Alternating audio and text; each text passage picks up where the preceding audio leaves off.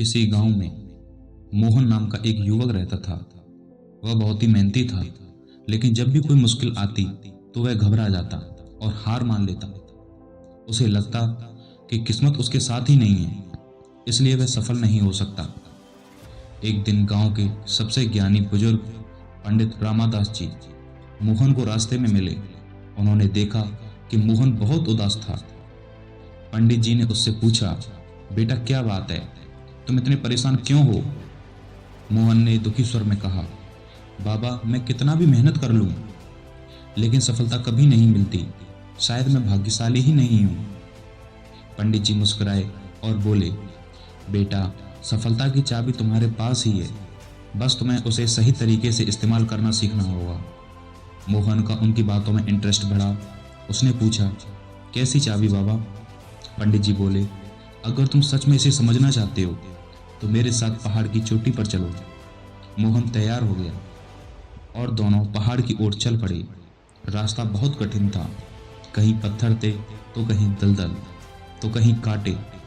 थोड़ी दूर चलने के बाद मोहन थक गया और बोला, बाबा यह रास्ता बहुत मुश्किल है, मैं और नहीं चल सकता।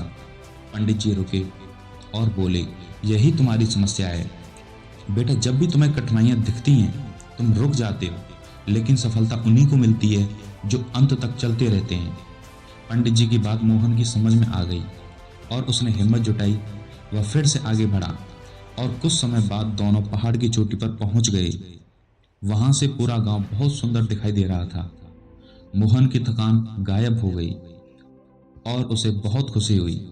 पंडित जी ने मुस्कुराते हुए कहा, देख बेटा, अगर तुम बीच में ही रुक जाते तो यह खूबसूरत नज़ारा कभी नहीं देख पाते।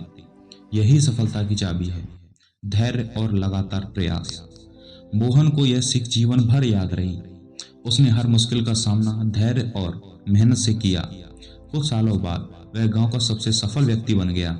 जब भी कोई निराश होता वह उन्हें यही सिखाता कि सफलता की चाबी है, कभी हार मत मानो।